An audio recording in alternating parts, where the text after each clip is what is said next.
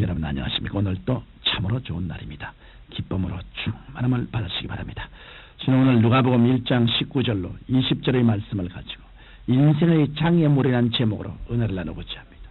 오늘 우리들이 살아가고 있는 인생길은 결코 순탄하지만은 않습니다. 믿는 사람이든 믿지 않은 사람이든 사람이 살아가는 인생길이란 흠곡을 지날 때도 있으며 때로는 가파른 오르막길을 가야 할 때도 있습니다. 그래서 그러한 길들은 인생 여정을 겪고 있는 우리에게 어려움과 고통을 주기도 하며 또 때로는 낭패와 좌절을 가져다 주기도 합니다. 그러나 부딪혀오는 역경들이 단순히 환경이나 외적인 조건에서만 생겨난다면 문제는 비교적 단순합니다.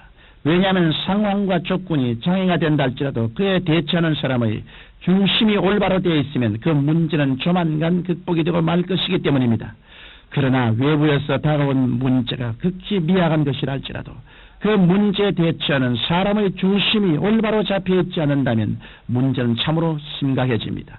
진정으로 심각한 문제는 인간의 내면 안에 있는 것이지 환경이나 외적인 조건에 있는 것이 아닙니다. 따라서 인생의 장애물이라는 것도 결코 외부적인 환경에만 있지 않습니다. 참으로 무서운 인생의 장애물은 바로 사람의 마음속에 도사리고 있는 것입니다. 우리가 이러한 사실을 알고서 마음속에 잠복해 있는 장애물을 제거한다면 우리는 한층 더 맑고 밝고 환한 인생길을 개척해 나갈 수 있을 것입니다. 그러면 우리 인간의 마음속에 있는 인생의 장애물이란 무엇을 말하는 것일까요? 첫째로 열등의식이 우리의 인생길을 가로막는 장애물이 됩니다. 열등의식은 사람이 자존심을 상실한 데서 오게 됩니다. 물론 과도한 자존심은 오히려 인간을 스스로 높이게 함으로써 그것 또한 장애물이 되지만 자존심이 상실되는 것도 역시 문제가 되는 것입니다. 왜냐하면 건전한 자존심이란 인간으로 하여금 끊임없이 자기를 올바로 유지하며 자기를 발전시키기에 충분한 추진력이 되기 때문입니다. 그러므로 이러한 자존심마저 상실한 사람은 그 생활에 대한 이욕도 앞날에 대한 희망도 있을 수가 없습니다. 오히려 끊임없는 좌절감과 자기 비하의 심정을 가지고 나는 아무것도 아니다, 나는 은혜를 받거나 축복을 받을 만한 자격이 없다라고 생각하며 스스로를 괴롭게 하는 것입니다. 이처럼 자기 스스로를 인생의 실격자로 인정하는 사람은 결코 성공적인 삶을 살 수 없습니다. 자존심을 상실함으로써 열등의식을 가지게 된 사람은 하나님의 역사를 체험할 수 없는 것입니다. 그러면 인간의 열등의식을 극복하기 위해서는 어떻게 해야 할까요? 인간의 열등의식은 결코 돈이나 권력 또는 명예와 같은 것으로 극복할 수 없습니다. 그러한 것들은 잠깐 인간으로 하여금 우월감을 가지게 할 수는 있을지 몰라도 결코 지속적인 것이 될 수 없습니다. 왜냐하면 그런 것들은 종국적으로 헛되고 무의미한 것들이기 때문입니다. 진정으로 인간을 열등의식의 굴레로부터 벗어나게 하는 것은 오직 예수 그리스도의 십자가 외에는 없습니다. 예수 그리스도의 십자가는 겉으로 보기에는 수치와 모멸의 자리같이 생각될지 몰라도 실제로는 어두움과 사망과 죄의 권세를 눌러이긴 결정적인 승리의 처소인 것입니다. 바로 그곳은 온갖 패배와 억압과 좌절이 꺾어진 곳이며 고통과 질병과 죽음이 밀려난 곳이기도 합니다. 그러므로 누구든지 예수 그리스도를 구주로 영접하고 믿음과 순종으로 하나님 앞에 나오는 사람은 그리스도의 십자가를 통해서 열등의식과 자기 혐오증을 벗어버릴 수 있는 것입니다. 그리하여 믿음으로 말미암아 그리스도 안에서 새로운 피조물이 된 사실을 깨닫고 하나님의 자녀라는 위대한 자존심을 가지고 밝은 인생을 살아갈 수 있는 것입니다. 둘째로 꿈을 상실한 데서 오는 결과가 인생을 가로막는 장애물이 됩니다. 꿈은 믿음의 어머니이자 믿음의 대상이기도 하며 또 때로는 믿음의 역사를 일으키는 원동력이 되기도 합니다. 만일 우리에게 꿈이 없고 내일에 대한 목표도 없다면 그처럼 무기력한 인생은 또 없을 것입니다. 내일에 대한 아무런 기대도 소망도 가지지 않은 사람이 무엇을 믿고 무슨 역사를 일으킬 수 있다는 것입니까? 아무리 믿습니다 믿습니다를 외치는데도 믿음의 대상이 없는 이상 그 믿음은 죽은 믿음인 것입니다. 우리가 가지고 있는 믿음이 살아있는 믿음이 되고 하나님의 역사를 일으킬 수 있는 믿음이 되기 위해서는 믿음을 불러일으킬 수 있는 위대한 꿈이 있어야 합니다. 바로 그 위대한 꿈이 알찬 목표를 세우게 하며 그 목표는 우리에게 신념과 끈기와 의지를 불어넣어 주는 것입니다.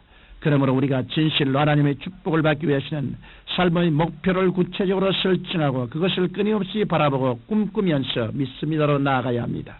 성경 히브리서 11장 1절에 믿음은 바라는 것들의 실상이라고 말씀하셨습니다. 바라는 것, 즉 꿈과 목표가 분명해야 믿음이 위력을 발휘할 수 있는 것입니다.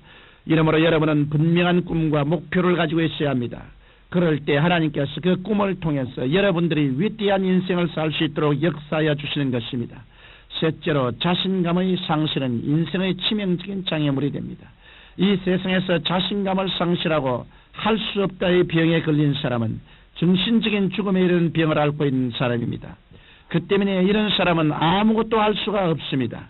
대개 자신감을 상실한 사람들은 그이가 부정적인 생각과 부정적인 말에 사로잡힌 사람들입니다. 그런 사람들은 나는 못한다, 나는 안된다, 나는 끝장난 사람이라고 말을 하며 인생의 끝에 달하기 전에 먼저 인생을 포기하고 맙니다. 그 결과 정상적인 삶을 통해 이룰 수 있는 무한한 잠재력과 삶의 의미를 상실한 채 나고자의 대열에 끼어들고 마는 것입니다. 이는 그리스도인이라 할지라도 마찬가지입니다. 하나님께서는 할 수 없다라고 말하는 그리스도인들과는 결코 함께 하시지 않습니다. 왜냐하면 하나님은 전지전능하신 분이시기 때문에 당연히 그 자녀된 그리스도인들도 아버지를 쫓아 무슨 일이든 할 수 있는 능력을 소유하시기를 원하시기 때문인 것입니다. 이러므로 우리는 할 수 없다는 말을 하지 말아야 합니다. 하나님께 대한 신앙과 하나님의 말씀을 가지고 있는 우리들이 무엇 때문에 할 수 없다는 말을 해야 합니까? 천지와 만물을 지으신 하나님께서 우리와 함께 계시고 십자가에서 죄와 질병과 저주를 다 청산하신 예수님께서 우리와 함께 계시고 보혜사 성령께서 우리와 함께 계시는데 무엇으로 할 수 없다는 말입니까? 예수님께서는 마가복음 9장 23절에 할 수 있거든이 무슨 말이냐? 믿는 자에게는 능치 못할 일이 없나니라고 말씀하셨습니다. 그러므로 이 방송을 청취하시는 여러분 가운데 자신감을 잃고 정신적인 죽음의 병에 걸린 사람은 하나님의 사랑과 대속하신 주님의 은혜와 성령님의 도우심 안에서 자신감을 회복하십시오. 그리고 긍정적인 입술의 시인과 창조적인 선을 통해서 믿음이 역사할 수 있는 바탕을 마련하십시오. 그럴 때 여러분에게도 홍해수가 갈라지며 태양이 멈추어 서고 요단강이 갈라지는 기적이 일어나게 될 것입니다. 사랑하는 청취자 여러분, 사람에게서 자존심과 꿈과 자신감을 빼고 나면 남는 것은 아무것도 없습니다. 그러므로 그러한 내면적 요소가 알차게 차 있다면 참으로 위대한 성공자가 될 수 있습니다. 환경이나 외적인 조건은 전혀 문제가 되지 않습니다. 문제는 어떤 환경이냐가 아니라 어떤 사람이냐인 것입니다. 여러분, 생명의 근원은 마음에 있습니다. 하나님께서는 우리들의 마음을 통해 우리를 만나 주십니다. 그러므로 마음을 잘 정돈하여 자존심과 꿈과 자신감을 갖고 살아갈 때 성령께서 역사하셔서 영혼이 잘됨같이 범사에 잘되고 강건하며 생명을 얻되 더 풍성히 얻는 기적을 체험하게 되는 것입니다. 사랑이 많으신 우리 아버지 하나님, 우리 모두 다 예수 그리스도 안에서 자신을 얻고 자기를 용납하고 그리스도를 위해서 크게 사용되는 그릇이 되게 도와주옵소서. 예수님 이름으로 기도합니다. 아멘.